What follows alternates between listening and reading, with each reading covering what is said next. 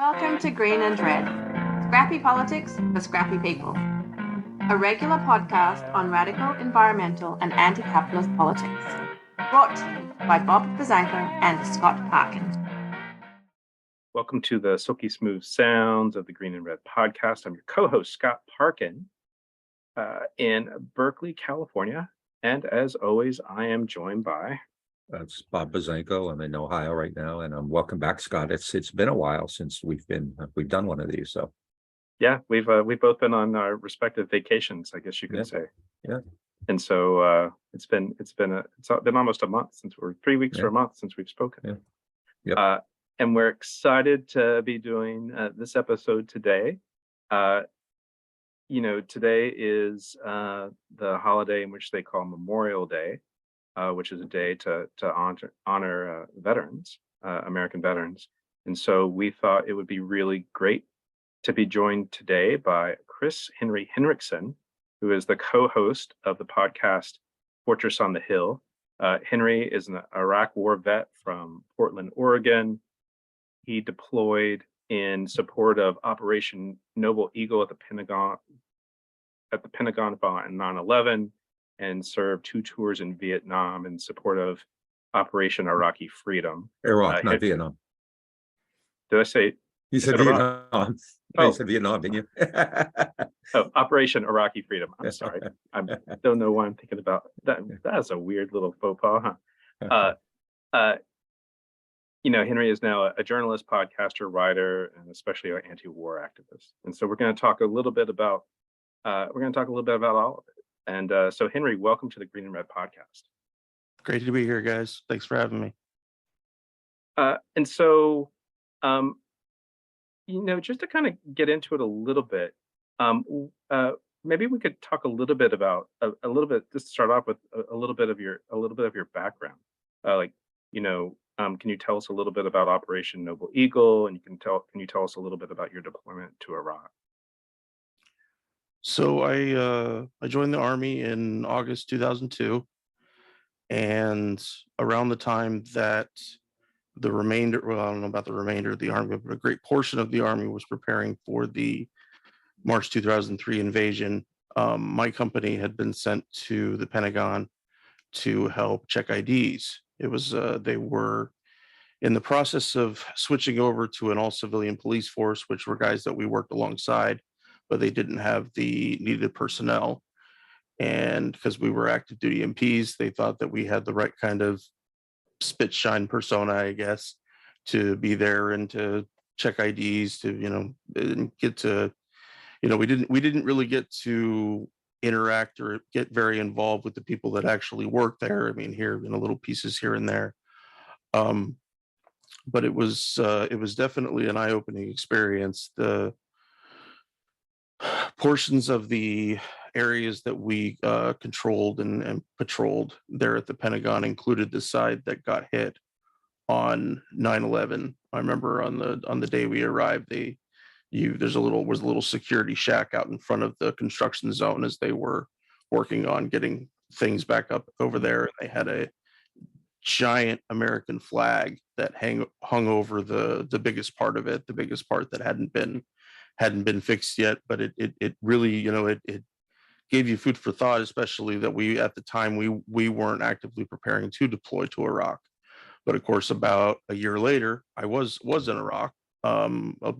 Several of the elements of my MP battalion that had already been deployed came home for a year, and us and what was the other company, the 571st MP company, but all of these out of what used to be called Fort Lewis, what's now called Joint Base Lewis McChord.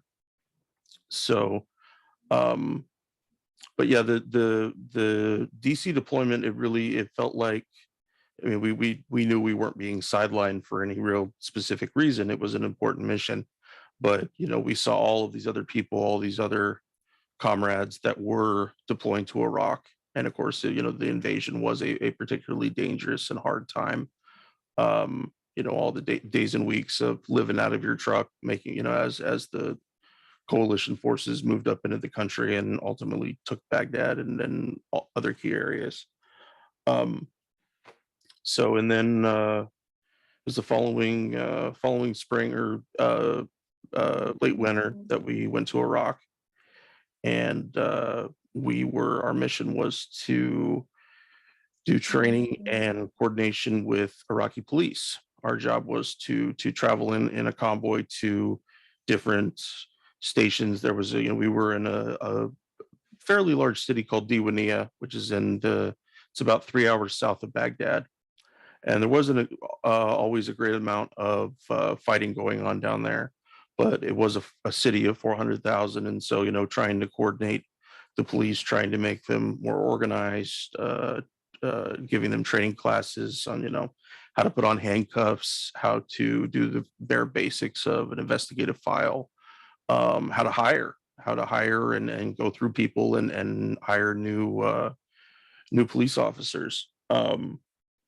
I remember one day in particular, we never did it this way again because of what had happened, but we had a hiring event at the what was the headquarters there in Diwania, their main headquarters where their chief of police actually worked. And we had a crowd of outside of the compound that got rather large. I would say they got to 1,000 or 1,500 people. I used to think it was a lot more, but it wasn't that many. But the thing about it is that there wasn't any fighting, there wasn't any rioting, anything of that sort. These were folks that wanted jobs, and so they were as peacefully as they could move forward towards the gates and stuff. They were trying to get whatever opportunity they could. And then later on, we ended up moving those hiring events to places on our camps so that we could more easily control who came in and who came out. We would bring in a busload of dudes, and they'd do some push-ups and sit-ups and maybe a short run and normal. Were they affiliated with anybody? Had they ever been part of any insurgent groups or terrorist groups? Which none of them had been. It was very rare to find anybody like that. But that was our main thing, was just trying to coordinate with them. We issued them brand new, out of the crate, still oil on them, AK-47s and Glock pistols, which after a pretty short amount of time, we found that some of the officers had been selling those weapons in the market. And of course, the immediate thought most people would have would be that they were trying to supply fighters or terrorists or whomever. But the reality is that the economics of Iraq, as it was then in 2004, was that one of those two things, whether it was a pistol or a rifle, was worth more money to them than they had probably ever seen in their life. And at a time when a place like that was terribly economically stagnant, of course, working for the coalition was always an option, but it was a dangerous option. And I could understand people not wanting to for lots of different reasons. But there were lots of things like that we took as elements of disloyalty. They weren't elements of disloyalty. It was just our unfamiliarity with what was going on for them. That of course for example, the health statistics on Iraq, trying to for people doing stats on deaths and people being wounded, environmental casualties and so forth, that those kind of folks, they were never able to establish a clear baseline prior to the invasion because of the sanctions regime that existed all throughout the 1990s in Iraq. And it made it so that we just trying to get reliable numbers for that reason was almost impossible. Of course, the sanctions regime was quite cruel, and it really took a great toll on the Iraqi population. Can I ask one question? Where sure. This is hiring, recruitment for, I assume, like police forces or something along that lines. We heard there were a lot of part of the narrative was that the Bush administration actually really never had a plan for how to demobilize the Iraqi army or how to demobilize like the local police or security forces. And so were these a lot of like veterans of the Iraqi army, or were they people who had been police officers, in Iraqi cities, just just like a general beat cop or something along those lines? There were some guys that had worked in those capacities before, but generally speaking, depending on the areas that we were in, usually the officers in those areas matched the religious statistics of who was in those areas. So where I was in the south in Diwania, the vast majority of guys going in were all Shia Iraqis. Whereas if you were to go to where I was on my second tour, out in the Al Anbar province, which is way out west in the desert, where there, there isn't really any oil or any other natural resources and stuff. Most of those guys would have been Sunnis.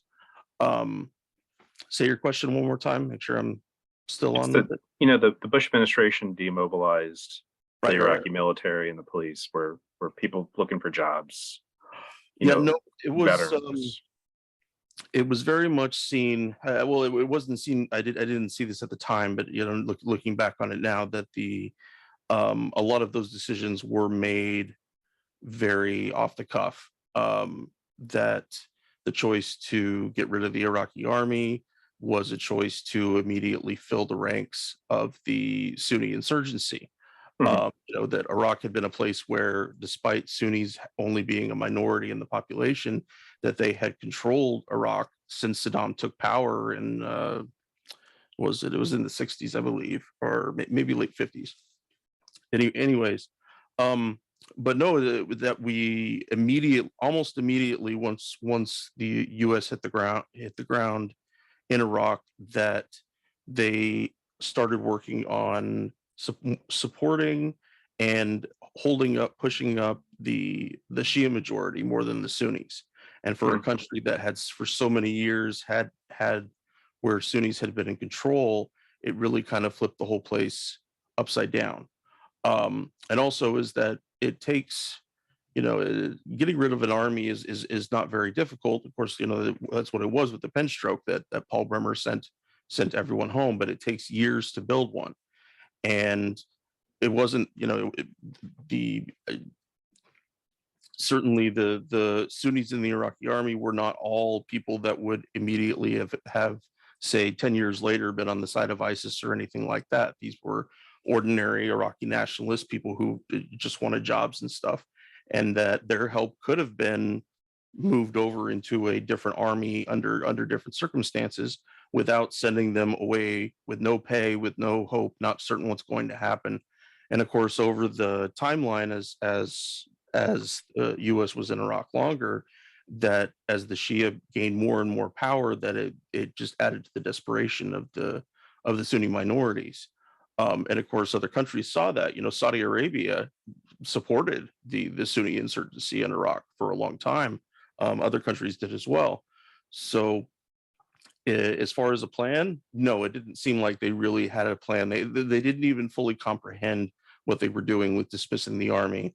And of course, the simplest thing to go back to point to this would be about the being seen as liberators. That the Bush administration, so many different people in the Department of Defense and the Bush administration firmly believed that the U.S. military was going to be seen as liberators. And if you know barely anything about Iraqi history, the sanctions regime, our involvement on the side of Iraq in the Iran-Iraq war, that Americans were not welcome. Americans were not seen as people that were going to come as liberators and free them from the oppressors that were under Saddam.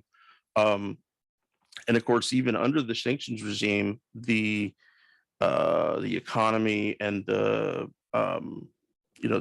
economy of Iraq was similar to what you might have seen from a country in Eastern Europe, maybe Lithuania or Latvia or other places like that.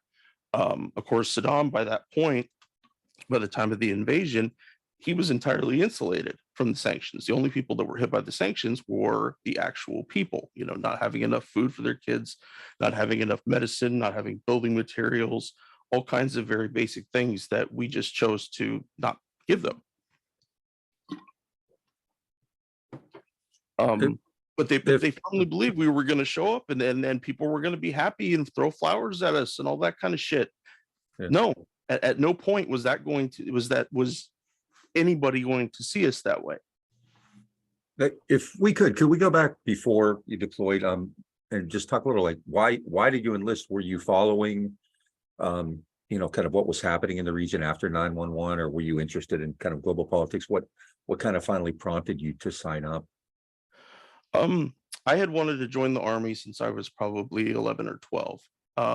I saw it as I came from a small town, lower income family, and I knew that if I wanted to go to college, that I needed to take care of it. It just wasn't something that my folks were going to be able to help with. And I also saw it as a stepping stone because I wanted to work in law enforcement. I had almost no political knowledge. International politics was not something that I really looked at very much. If I did read anything, which I did, I wanted to be informed, but it was all through US based sources, is that I was reading the Associated Press or the New York Times, or, things that would definitely have a US spin on it.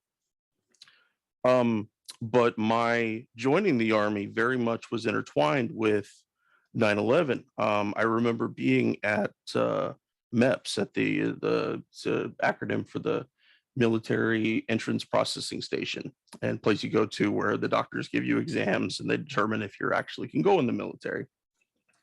I remember being there on the 13th of September in 2001, and so, and we were in, of course, being in, I'm from Portland or the Portland area, that we were very far removed from everything that was happening on the East Coast, but that was what we were watching on TV as we were waiting to go through these exams and stuff. Is that they had, remember the time of the really big TVs before flat screens came out, and they had several of them, and they were on Fox News, CNN, and we were just watching. We were just taking in all of this fallout. But I certainly didn't have much context for it. I didn't understand how American policy aims had driven a lot of that. I didn't understand that I was about to enter a military that was going to spend the better part of the next 20 years in some form of war. I truthfully, I didn't even fully understand what my job was going to be, because I believed I was joining to be military police purely in the police side of things. It was not until I got in and actually probably got to Iraq and really saw exactly what military police were going to be doing in that way. And it was, I mean, I couldn't argue with it at the time or anything like that. I didn't like that I wasn't informed about that aspect of joining the military, but it was just something I kind of had to roll with. But the larger thing about it is that, it when recruits join, that whatever recruiters end up telling them is all in service of getting them to join. And so there's so much that's not mentioned, that's not focused on. And of course, the military was about to change drastically because of 9/11, because of it be, many, many deployments in different places, trying to understand what that was doing to the military at the time.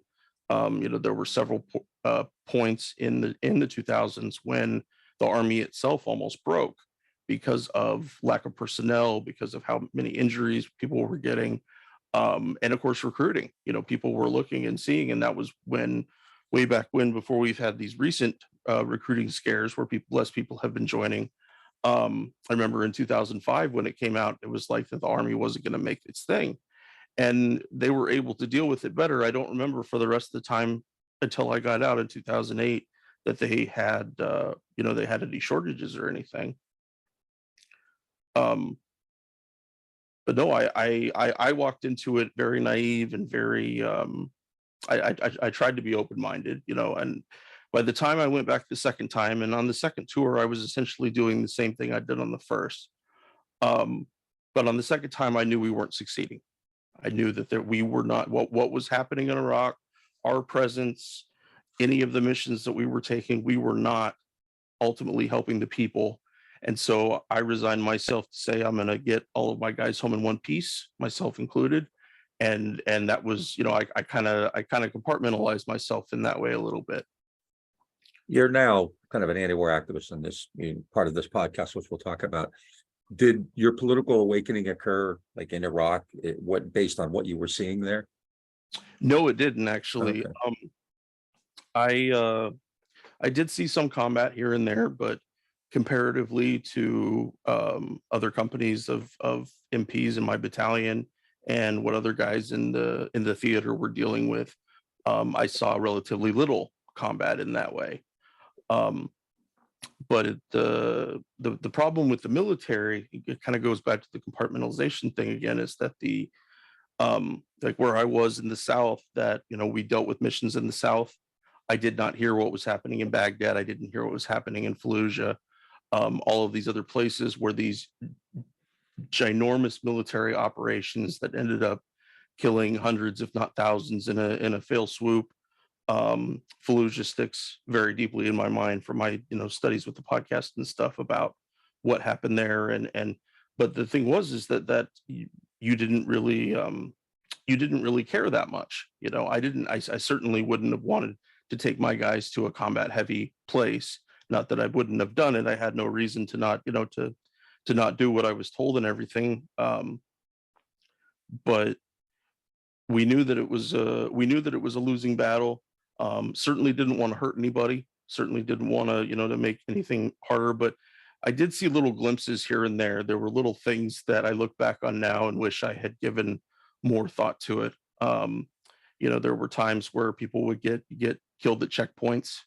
You know, you'd have your basic military checkpoint set up, and you're stopping and looking at people's IDs, and kind of you're just looking for anything that really looks out of the ordinary. And I mean, there countless Iraqis died that way, not because they were a threat, but because they scared the soldiers that were dealing with the checkpoint.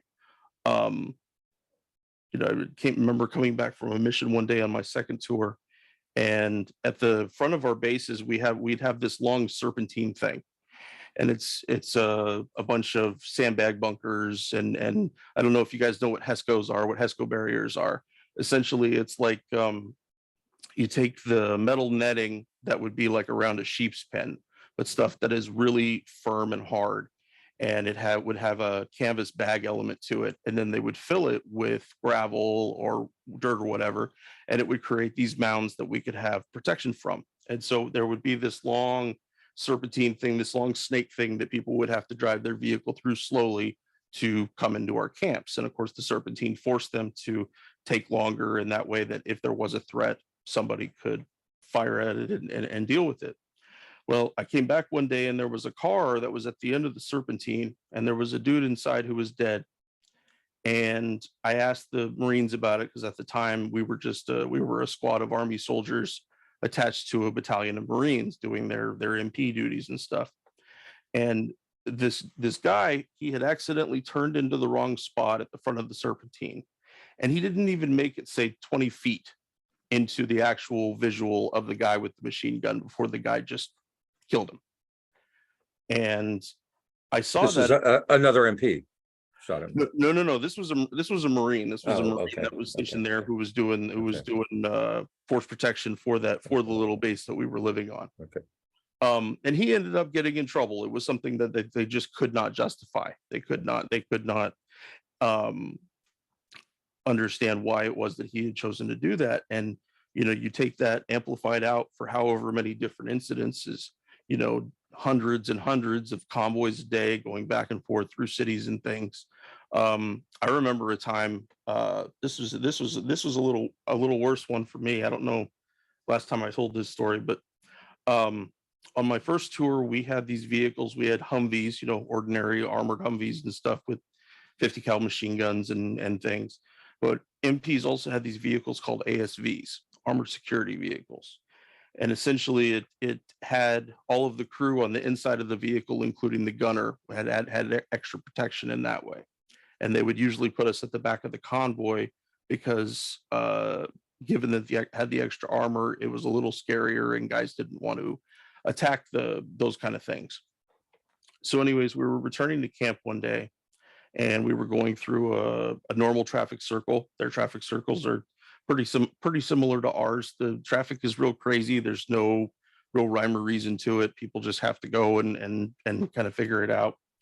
But my team leader had wanted me to drive through or drive over a vehicle as we were going back into our camp. and the vehicle had at least 6, 7 people in it, something like that. It was a sedan.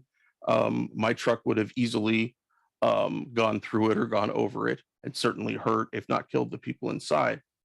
And I refused to do what he said. I stopped our truck, and the car got out of the way, and we kept going, and life went on. But it would have been that easy. It would have been that easy. And as long as we had articulated our fear and said that we thought that it was a threat and that we needed to do something, they would have found it justified, and no harm, no foul would have been on us. And I think about that sometimes, that I'm so glad that I didn't listen to my team leader. I mean, he had an earful for me when we got back to camp that night, but that was how easy it was, and it happened everywhere all the time. It was something that you couldn't get away from in that way. I have a question. Bob asked about your political awakening. When would you say, I mean, from, you're an anti-war activist, and listen to your podcast, it's more than just about the war in Iraq or Afghanistan. It's very much this sort of anti-empire, anti-imperial analysis. When would you say that shift began, or that awakening began? I would say a big part of it began in 2014, watching the fallout of the murder of Michael Brown. That I remember seeing and watching the news, and seeing huge groups of SWAT guys on these huge armored vehicles. And it's like, that there's almost no difference than what I would have seen in Iraq, being in a combat zone. How did people feel that it was acceptable to have that level of violence against ordinary people who were just protesting, and going through the whole thing, with the whole time when George Floyd was killed, that, the vast majority of people are peaceful protesters. Very few people actually end up getting involved with that in violence or destruction in any other way. But I saw that, and especially because I had been involved in law enforcement. I was a police explorer before I joined the military, and then I was a reserve police officer for a few years after I got out of the military. So for me, it was very much a question of values, a question of, am I going to walk forward in the same way I see a lot of other officers do? And it's, I'm not a person that I won't demonize all of law enforcement. I certainly think that there are a lot of things that need to be done to make law enforcement more humane, more just to care about people, and to not automatically use force, especially when force is needed. But and then after that, it was the election of Bernie. It was watching his campaign. And it was during that time that I started to hear more and more about things about Iraq and Afghanistan that I had never heard before. And so the following year, I contacted Danny Sherson, one of our co-hosts, and he's someone that had already been involved in that kind of work, writing anti-war pieces for 4 or 5 years at that point. And so I got in touch with him and said, hey, I'd like to do something in this vein. And he was 100% on board. And, we kind of got going. And I think back now, to how ignorant I was just when the podcast began. But now that I dig into it so much, that there's so much more I know now that I could say, and that from topics in those early episodes about just things I didn't know, things that I'd never considered before. That I know I mentioned Fallujah earlier, but it's a good example. Like the T-walls. That these places in Iraq, like around Sadr City and other places, that would essentially, that David Petraeus would call them, I remember I heard him refer to them as gated communities in an interview one time, and I laughed for about half a second, and then I just got really upset. Because those things, that when Americans think of gated communities, we have a very specific image. We have a, small little place, might have some security, but it's not specifically about who's committing violence and keeping people separate from it. But these places ended up becoming almost fortress-like, and that, trying to go through certain places and go to their home, go shopping, travel to visit family, became almost impossible. Folks would end up having to carry 2 sets of IDs, one for being Sunni and one for Shia, in the event that they came to a checkpoint and someone had asked them about it. I've even heard about Shia militiamen giving people quizzes on Shia Muslim doctrine to actually see if this person is who they say they are. But the important thing to remember about Iraq is that the Shias and Sunnis there, for the most part, putting aside Saddam and his stuff for a moment, for the most part got along and didn't commit violence against one another. It was our arrival and our lifting the Shia up and pushing the Sunnis down that really created that paradigm. It's not to say that there wasn't violence between Shia and Sunni in some places at certain times, but the Shia are generally much more introspective than that. They're not generally a people that would resort to violence first. But we brought that with us. It was unneeded. It was, that was another big mistake that the CPA under Paul Bremer made, along with dismissing the Iraqi army, was that they saw the country very much as Protestants and Catholics. I mean, that was how the mentality went.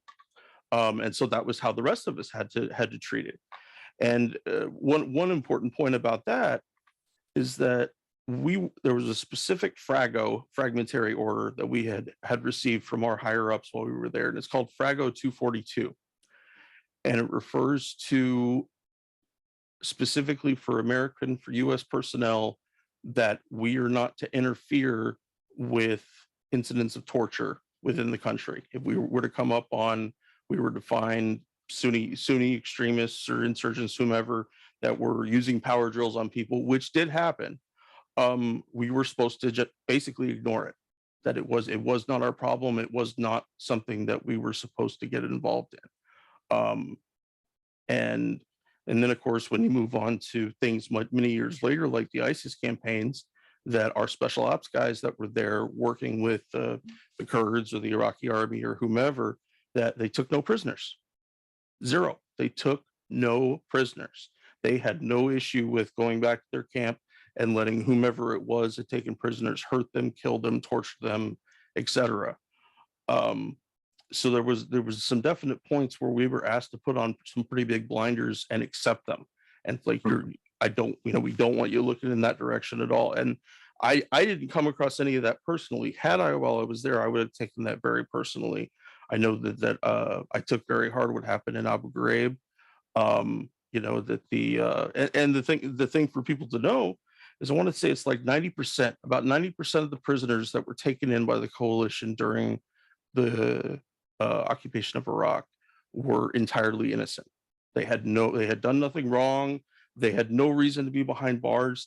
However, now that they were behind bars, getting them out was quite difficult. It wasn't something that you could just easily do. Say my dad, my whomever, they're innocent. They had nothing to do with that. They should be let go. The coalition didn't care in that way.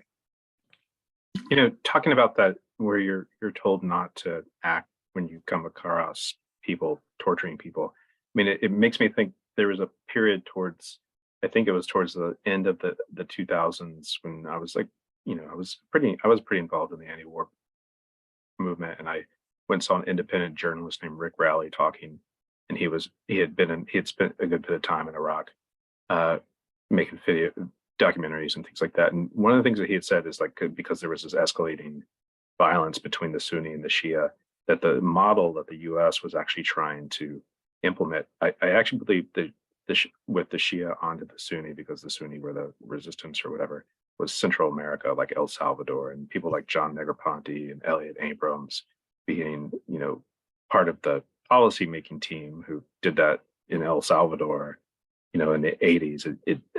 That really sort of resonated, right? Yeah, I know that two of the advisors to David Petraeus, one of them, if I remember his name right, James Steele, who was someone that was deeply involved in that. And so that was the, people didn't say it out loud. It wasn't something that, somebody at my level as a private or later a sergeant, I wouldn't have heard any of that kind of stuff. But that was exactly what they were trying to do. They wanted um, to try to sectarianize as many of the people as they could, and try to, by doing so, um, that hopefully they would eventually like learn their place or something. I don't know what the fucking logic was, um, but that was very much a part of it. But that mentality, back to the Catholics versus Protestants thing, is that was something that was endemic through the entire, the Bush administration and into the Obama administration. Heck, I want to say Joe Biden, when he was first vice president, actually suggested about them doing a partition plan. The Kurds in the north, Shia in the south, and Sunnis in the central and in the west. And it entirely throws away any kind of individuality or understanding of their religion being different in that way.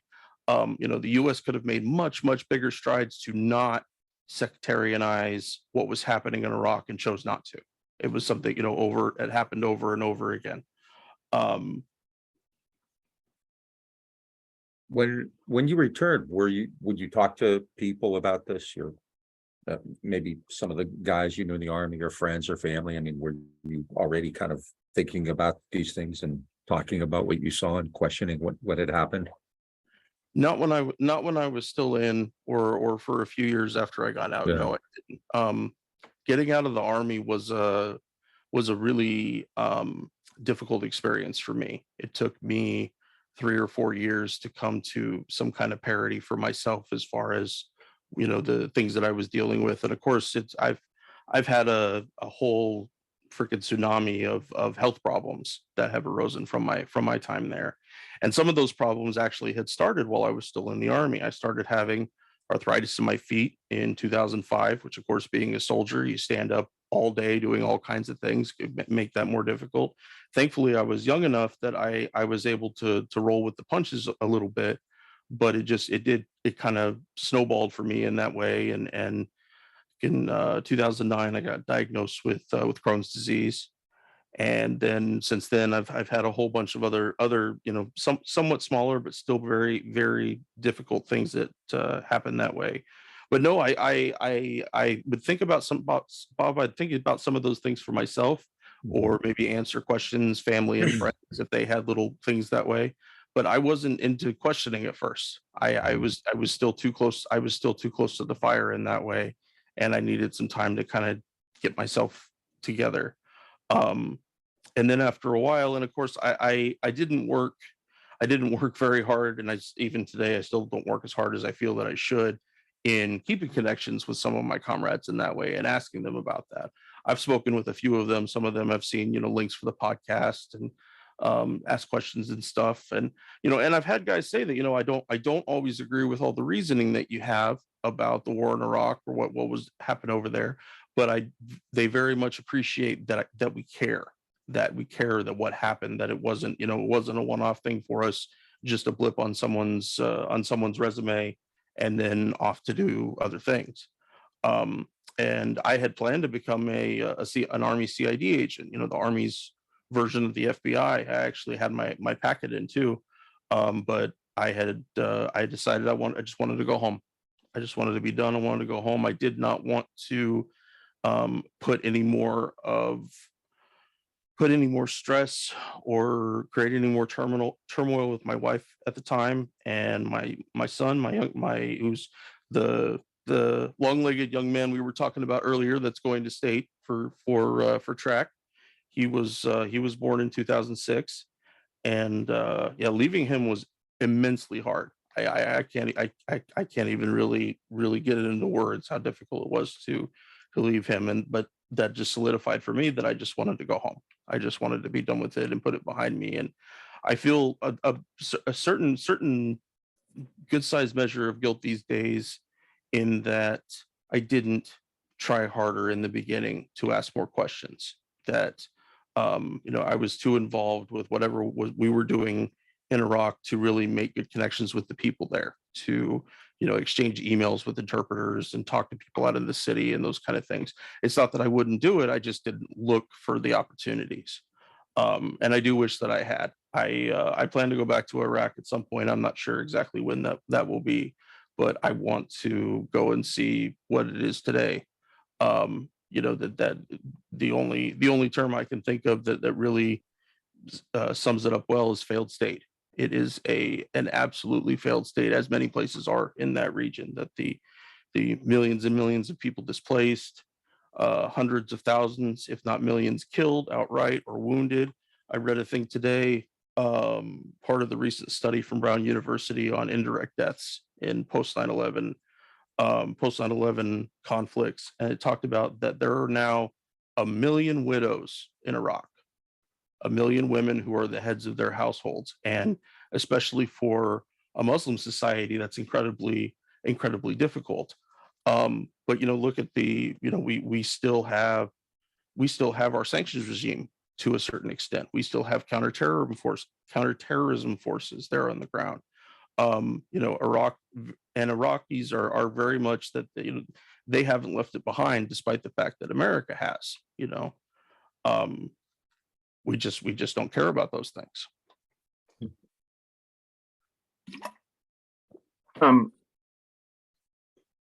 Yeah, just thinking about the direction to go here, because I think this is I'm pretty curious about Fortress on the Hill, and if it has been a sort of, well, one thing is when you first started talking about when you first met Danny was like, how it's political education, and how when researching episodes, and I feel this way when I'm on the Green and Red podcast researching episodes, it's like there's this element of political education that's going on in there. But do you also find doing Fortress on the Hill to be cathartic? Is it like sort of help you with some of the stuff and feelings you might have had from being over there? It does. It is incredibly cathartic in that way.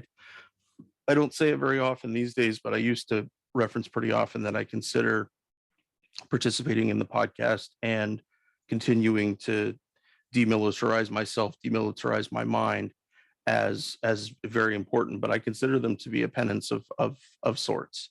That the knowledge of all of the things that we're talking about here, everything that was pre-2003, the sanctions regime, the Iraq-Iran war, all of these things were things that I could have known had I looked into them enough. And part of it is that, as Americans, we're not really pushed to get a very wide-ranging political education.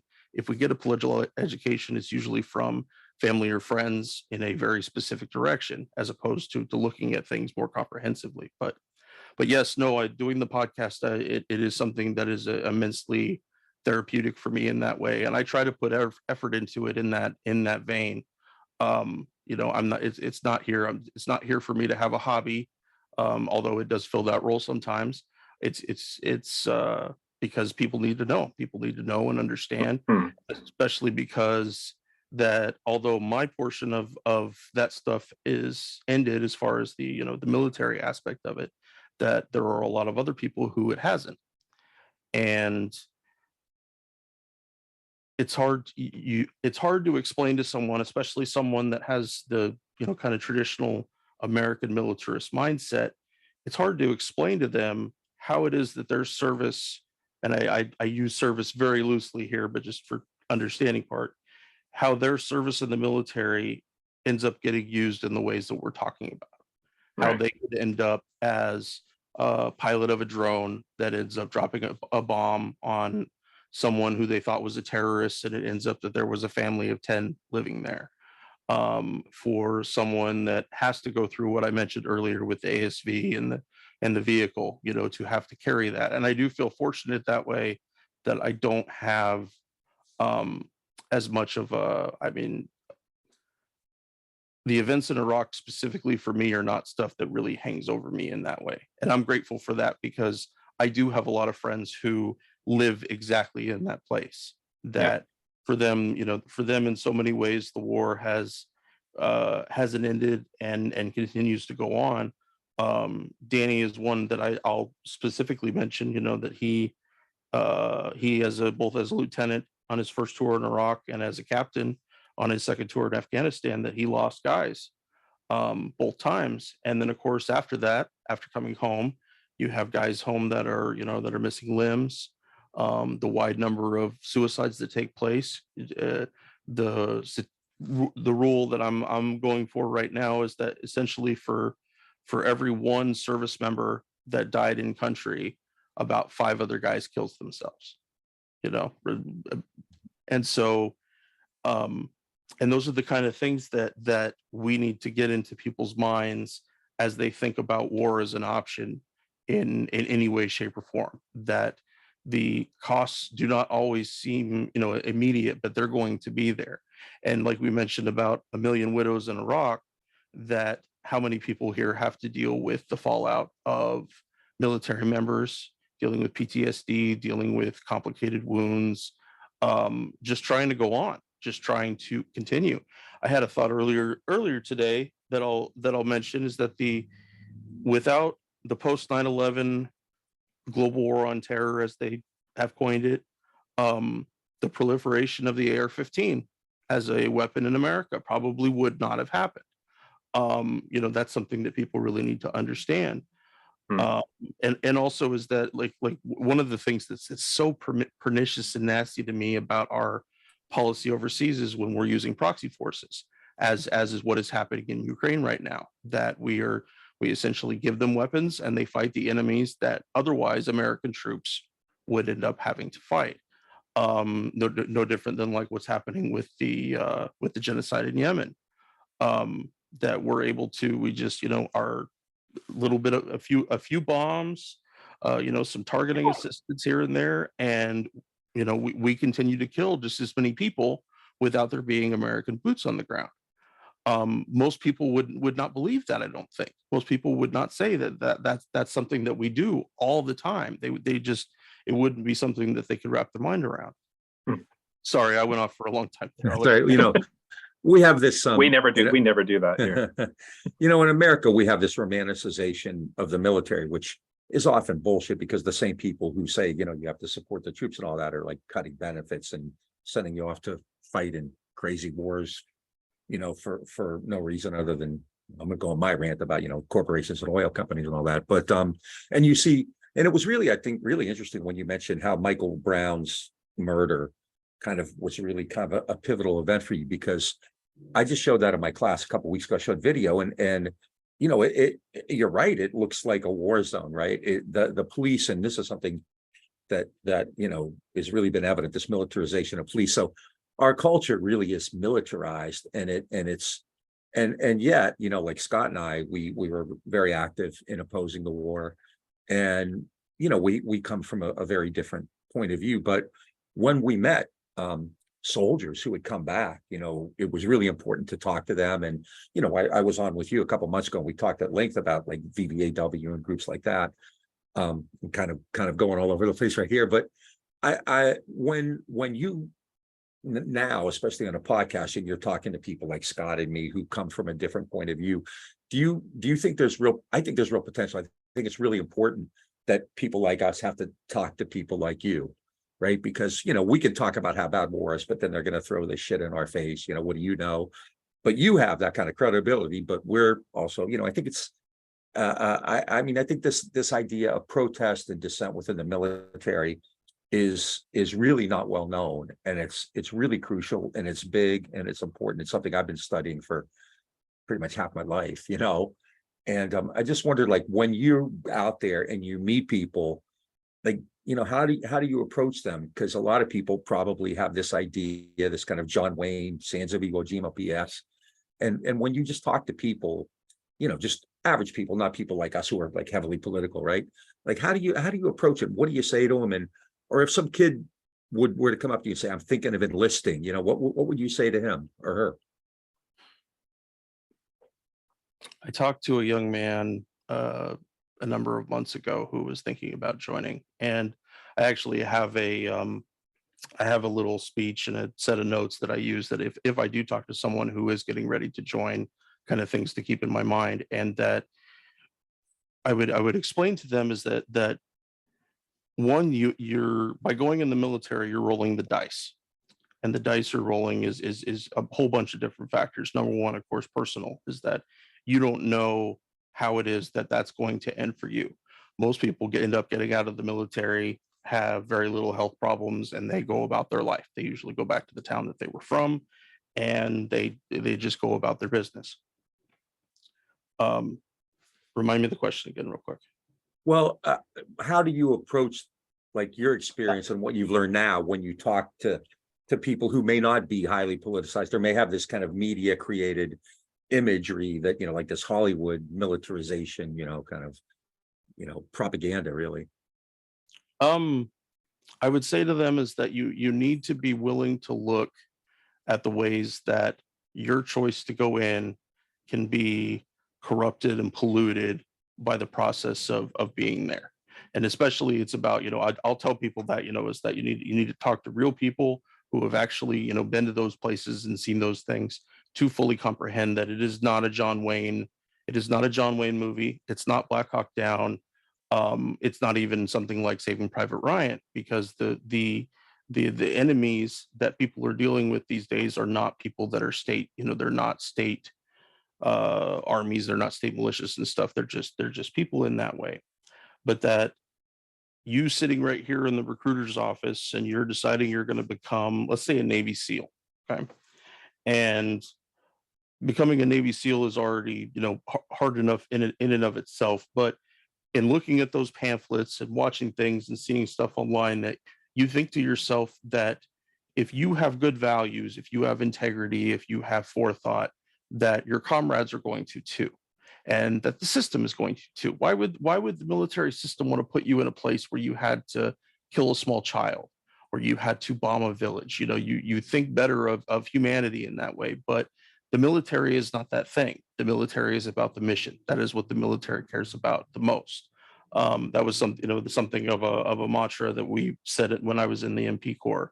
It was, you know, that we care about two things: accomplishment of the mission, welfare of the soldiers. That's it.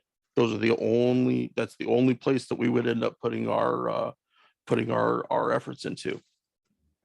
So to, you know, to be able to, you know, and I try to picture it out for people is that, you know, imagine yourself in that situation, like I mentioned earlier with the ASV in the car, that a very, very small action on your part could end up hurting a lot of people, and certainly not intentionally, but it shouldn't be about intentionality.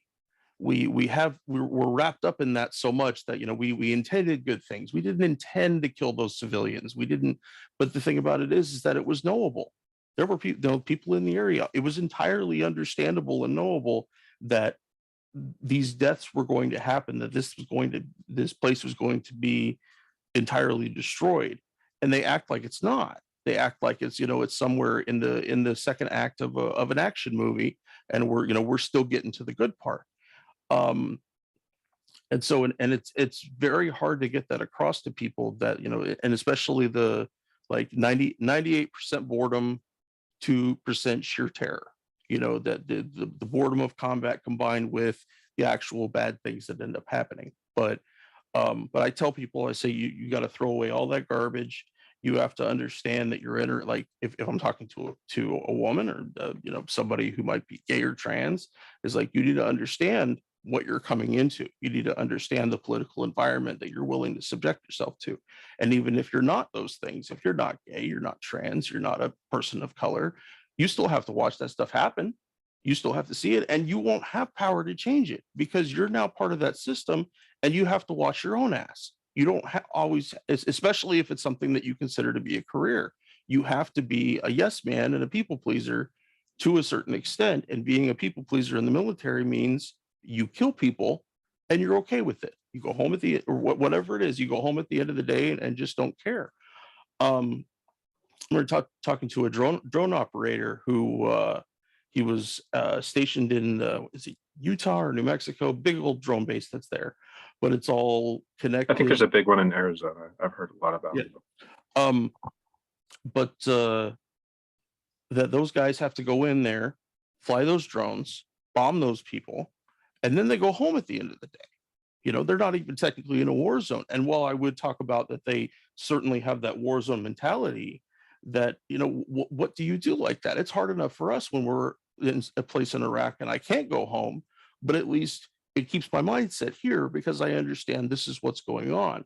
Versus I have to kill all these people at work and then go home and pick up Susie at daycare and go home and be with my wife and try to make some kind of normality out of it. And that's the mentality that they want everybody to have. They want everybody to be able to flip the switch and turn it off when they go home, to not make it a political question, and especially not one that might get anybody in any kind of trouble. Like recently, what's going on with Ukraine, that the Department of Defense and Lloyd Austin were saying, don't put Putin in the docket at the ICC because they're so terrified of us being put in the docket in the same way. I absolutely think it needs to happen, but that really tells you everything that you need to know. That they're absolutely terrified of that because they know what we really do. Yeah, I hope I answered your No, you did, in fact. And Henry Kissinger's about to turn 100. So speaking of people escaping the docket, so for a long time. Yeah. One question I have, kind of related to this, but also to the podcast, is on your audience. I assume you have a certain number of vets who listen to it. I'm kind of curious about, do you ever hear that you have like active duty military who listen to it, or potential, recruits, like some of the people that you talk to? I'm just kind of curious about how, if you feel like there's some influence going on with your audience, particularly the people who were in the military or in the military or going to be in the military. As far as folks getting ready to join and people that would be otherwise unaffiliated, not so much. Every once in a while, we do have people like that. I mean, I did have I have a friend now. He's out of the military, but he was when he was still in, he contacted me about becoming a conscientious objector, and I spoke to him and kind of got him pointed in the right direction and stuff like that. But those kind of opportunities, talking to that kid earlier I mentioned who was getting ready to join the military, I generally don't get those very often. And so when they do come up, I try to squeeze every little ounce out of it that I possibly can. Talk to them, help, and sometimes it's parents. Sometimes it's parents. Just like, I got my kid, they want to join. I can't explain to them what it really means to be joining, especially at this particular time. What can you do? So yeah, the vast majority of our listeners are usually veterans of one stripe or another. I would say that it probably the biggest demographic, aside from guys that are close in my age range, are Vietnam vets. We have quite a few Vietnam vets that follow us very, very closely. There's a few guys that I talk to on a regular basis. Some have written memoirs that I've read, and just trying to take that in. But that's kind of the bigger part that we end up dealing with.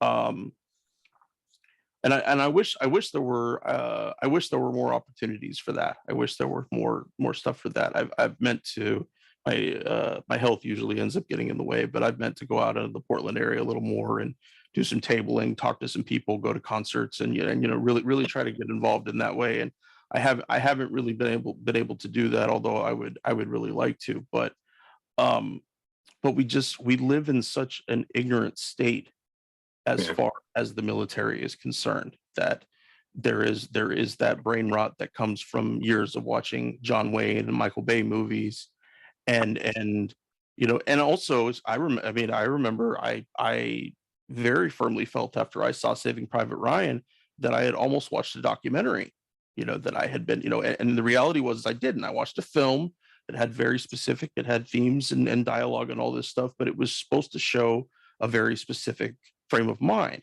But I know that I'm certainly not the only American who believes that when they watch a war movie, they have seen some kind of representation of real life. And there are moments of it, we grab onto moments, but they're not, they don't really give the whole picture.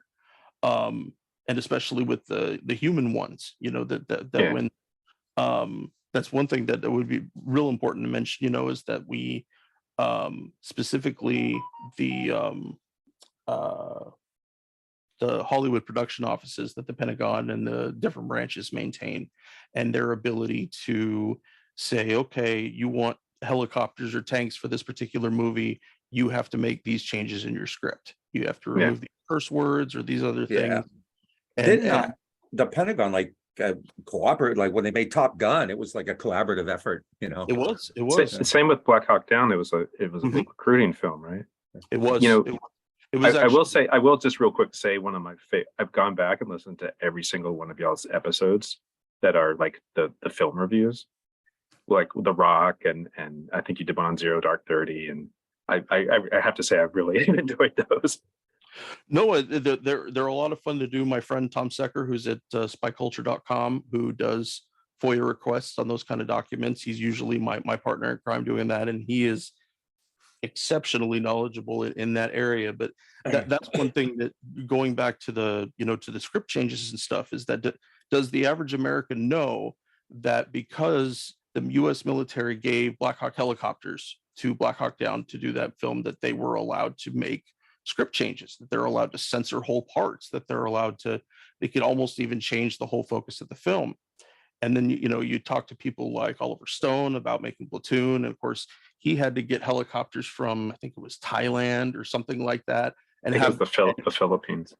And they had to be repainted so they could be American ones. And I recently, a couple of days ago, I watched Courage Under Fire with Denzel Washington, which, as far as a war film, I think is a really great one in terms of talking about people's viewpoint. But that film had, I don't know how many Abrams tanks in it, and T-72s from the Iraqi army, because they were showing a battle in the Gulf War. And I haven't looked this up yet, but I'm wondering what country gave them to them, because the Pentagon declined to help. They wanted too many changes to their script. And so I'm just curious how that happens. But filmmakers have to make that choice. Is that, am I willing to let the Pentagon come and rummage in here and fuck all this stuff around and change it to not what I want it to be, in return for it looking official with the tanks and the helicopters and even troops? They'll have guys that are doing, they'll call them training missions. And troops will come and they'll be part of the film. Black Hawk Down, the guys that are doing fast roping from the Blackhawks, those are actual American soldiers. Exactly, where they come from and what, how that all came together, I don't know. Black Hawk Down was actually partially funded by the Pentagon. It was more than just like script changes, wasn't it? I've heard that. I don't know if that's true. It is. Black Hawk Down is an exemplary propaganda piece in that way. It's even its release was pushed back to the fall of 2002 to coincide with what they believe was going to be the invasion next spring. And so, and filmmakers are willing to do that. For some reason, I love Ridley Scott. Ridley Scott's an amazing director, but for some reason he was okay with that on his film, that it didn't bother him at all. And I had read the book too that it's based on by Mark Bowden, which is actually pretty critical of the military. And I'm curious about, I'm sure he was just sort of cut out of the process, but I'd be kind of curious to hear about like his view on that at some point. Yeah, no, what's the book was much better, was much more honest about the particulars of that. And that's something that we end up seeing, we see happen over and over again. I can't remember the gentleman's name right now, but the guy who wrote Forrest Gump, the novel, not the script. If you we love Forrest Gump here. Not really. Not really. We actually ranked our favorite movies, then we ranked the worst movies, and we actually put Forrest Gump in the worst movies in an episode. That's where it needs to be. Absolutely. And Tom Secker and I have done an episode on Forrest Gump, and we Winston Groom, was it Winston Groom? That's him. Yeah. But I read the original script for Forrest Gump, and it's like they left out so much, but it at the end it's this very polished piece of propaganda. It really does hone people in to think that certain events happen one way as opposed to another. That that the Vietnam section is horribly messed up in so many different ways. I'm sorry. Go ahead. Go ahead. When I teach, I often, when I start talking about like Vietnam, I'll say like, what do you know about it to my students? I've been doing this for years. Without a doubt, overwhelmingly, the biggest thing ever I hear is, oh, I watched Forrest Gump. And that's why I go off on these epic rants about it, because it's not just a movie. It's actually like a political education for a lot of people, you know. It is. Right-wing political education. Yeah. Oh, absolutely. But it goes back to what I was mentioning earlier, that as Americans, we think of these films as documentaries of a sort. You know, I'm getting information, accurate information from this movie. It's taught me all these things. And then you go back and you look, and it's nowhere close. It doesn't represent it in any way at all. And especially for the part about the sacrifice element, Forrest Gump didn't dig into this too much, but I remember one particular part of Saving Private Ryan, and it's at the very end when the American airplanes have arrived and have started bombing the Germans that are in the little town that is there, and Captain Miller has already been shot and he's about to expire, and Matt Damon goes up to him, and the last thing he says to him is, he says, "Earn this, that I'm giving you this gift. You get this gift of you get to go home and everything." And I think about that a lot. And because they're already implanting for people the mentality they would want them to have in the military before they even get there, that the sacrifice is always necessary, that we don't question the mission. And if we do question the mission, we don't question the troops, because questioning the troops means that we're not loyal and that we're unpatriotic.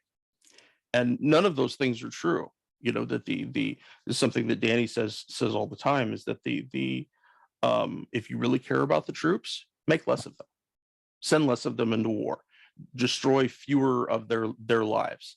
And I also tell people that that's a gateway into understanding and caring more about this stuff, because if the average American doesn't put much thought into or care much about wounded soldiers, dead soldiers, guys with PTSD, with health problems, all those kind of things, they're not going to care about Iraqis. They're not going to care about Afghans. They're not going to care about people in Somalia, Syria, any of these other places, if they don't have the humanity to see what's actually happened to the troops and to understand it outside of a film type paradigm, you know, outside of a complete story that has heroes and villains and all these other kind of things, which war doesn't have, not in the way people think it does, at least. We're, I think, kind of getting close to the end. This has just been like incredible. I've when we talked, I told you I've been talking to vets, Vietnam, Central America, Iraq, Afghanistan, and there's all these stories are unique, of course, but there's also this universality to it, which is, I think, really important and powerful. The last thing is this is Memorial Day weekend. We're already I'm seeing, the commercials with the flags and the fireworks and how much we love the troops, and you're going to hear every politician, pontificate about it. At the same time, they're gutting VA benefits and things like that. I mean, what's Memorial Day mean? What do you think it means, and what would you say to people, or what message would you put out there for this? I think that both Veterans Day and Memorial Day serve as reminders that what our country wants us to do more than anything is commemorate, but not remember.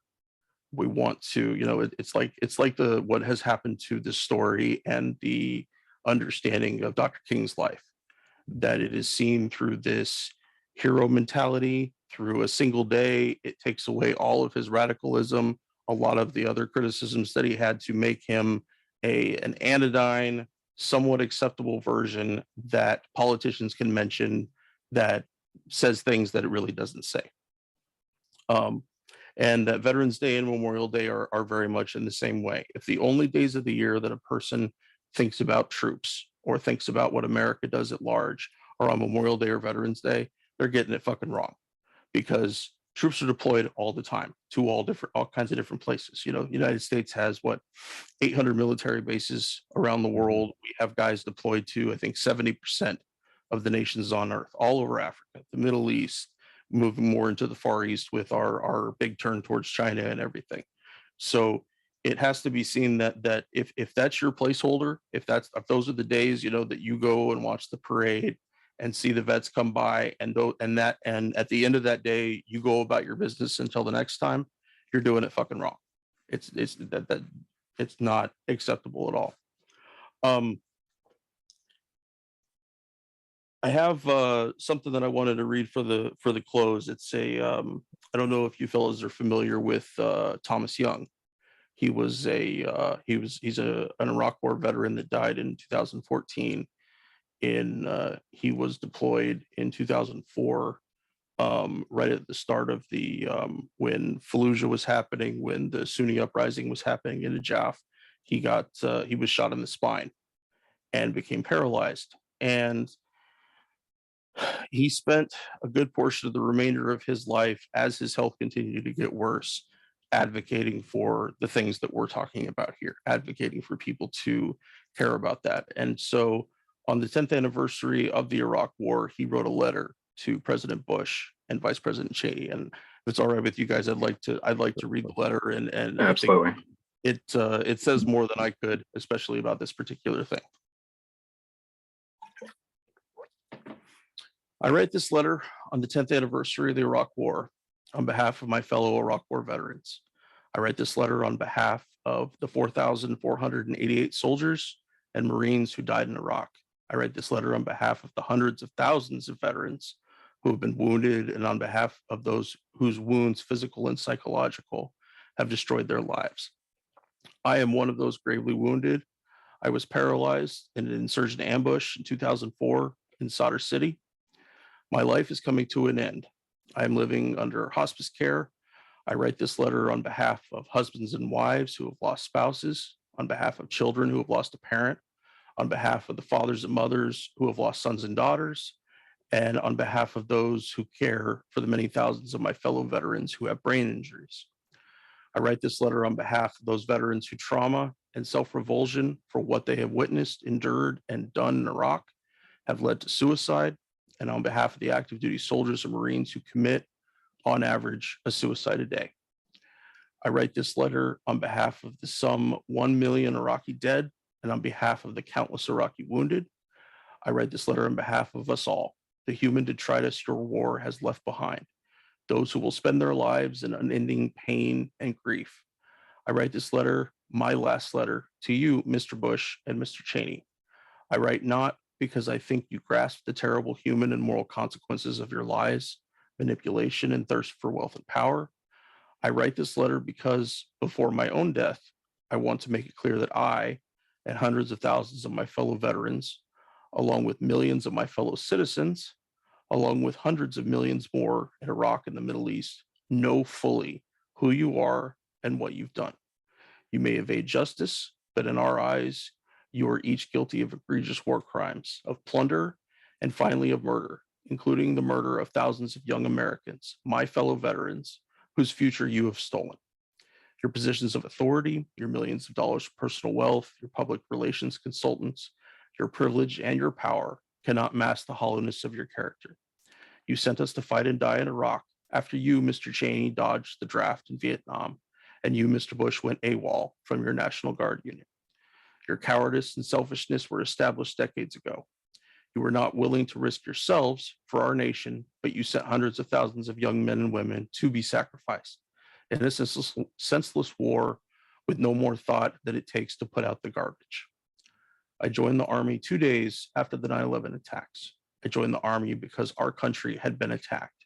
I wanted to strike back at those who had killed some 3,000 of my fellow citizens.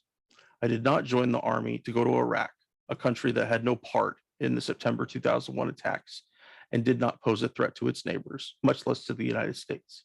I did not join the Army to liberate Iraqis or shut down mythic weapons of mass destruction facilities or to implant what you cynically call democracy in Baghdad and the Middle East. I didn't join the Army to rebuild Iraq, which at the time you told us could have been paid for by Iraq's oil revenues. Instead, the war has cost the United States over $3 trillion. I especially did not join the Army to carry out preemptive war. Preemptive war is illegal under international law. And as a soldier in Iraq, I now know, abetting your idiocy and your crimes. The Iraq War is the largest strategic blunder in US history. It obliterates the balance of power in the Middle East. It installed a corrupt and brutal pro-Iranian government in Baghdad, one cemented in power through the use of torture, death squads, and terror. And it has left Iran as the dominant force in the region. On every level, moral, strategic, military, and economic, Iraq was a failure. And it was you, Mr. Bush and Mr. Cheney, who started this war. It is you who should pay the consequences. I would not be writing this letter if I had been wounded fighting in Afghanistan against those forces that carried out the attacks of 9/11. Had I been wounded there, I would still be miserable because of my physical deterioration and imminent death. But I would at least have the comfort of knowing that my injuries were a consequence of my own decision to defend the country I love. I would not have to lie in bed, my body filled with painkillers, my life ebbing away, and deal with the fact that hundreds of thousands of human beings, including children, including myself, were sacrificed by you for little more than the greed of oil companies, for your alliance with the oil sheiks in Saudi Arabia, and your insane visions of empire. I have, like many other disabled veterans, suffered from the inadequate and often inept care provided by the Veterans Administration. I have, like many other disabled veterans, come to realize that our mental and physical wounds are of no interest to you, perhaps of no interest to any politician.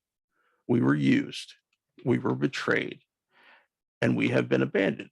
You, Mr. Bush, make much pretense of being a Christian, but isn't lying a sin? Isn't murder a sin? Aren't theft and selfish ambitions also sins? I am not a Christian, but I believe in the Christian ideal. I believe that what you do to the least of your brothers, you finally do to yourself, to your own soul. My day of reckoning is upon me. Yours will come. I hope you will be put on trial, but mostly I hope, for your sakes, that you will find the moral courage to face what you have done to me and to many, many others who deserved to live. I hope that before your time on earth ends, as mine is ending now, you will find the strength of character to stand before the American public and the world, and in particular, the Iraqi people, and beg for forgiveness. So, although Thanks. although I can't say that I agree with his views on Afghanistan, but there's no foul play there on his part in that way. That he really hits the nail right on the head. That politicians were willing to send kids, and that is how new military recruits should be seen, as children. They are 18, 19, 20 years old, have almost no life experience, and believe what they are told. And what they are told is that America is a force for good in the world, which obviously by our conversation today, we've demonstrated that it is not. And I understand the fear of not wanting to accept that reality as someone who was in the military, because it is a very hard reality to swallow if that's something that you come to. But I don't think that most Americans are politically conscious enough to really have those kind of questions and things. But I'm really grateful for Thomas. I never got to meet him in real life, but I did see him. My wife and I went to a Pearl Jam concert in 2013. He was someone that was friends with Eddie Vedder, and Eddie invited him to the concert here in Portland and brought him up on stage and talked about him. And I'm grateful for that. I'm very grateful for that. And that, reading this from Thomas, that I just for a moment feel certainly like my wounds pale in comparison, but wounds are wounds, deaths are deaths. And this is the reality we need to try to accept, and hopefully help other people accept if we can. Henry, thanks. Your podcast is great. What you said here is very, very powerful. And we'll talk again.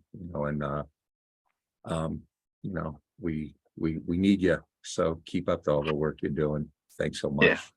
Yeah, folks, you've been listening to Henry from the Fortress on the Hill podcast,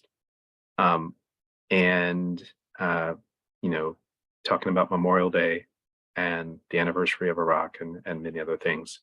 If you like what you're hearing, check us out on Facebook, Instagram, and Twitter. If you're watching this on YouTube, hit the subscribe button. If you want to make a donation, check us out at patreon.com/greenredpodcast, or go to our website at greenredpodcast.org and hit that support button. Until next time, everybody go out and make some trouble and misbehave, because we got to be fighting this stuff all the time. Take care.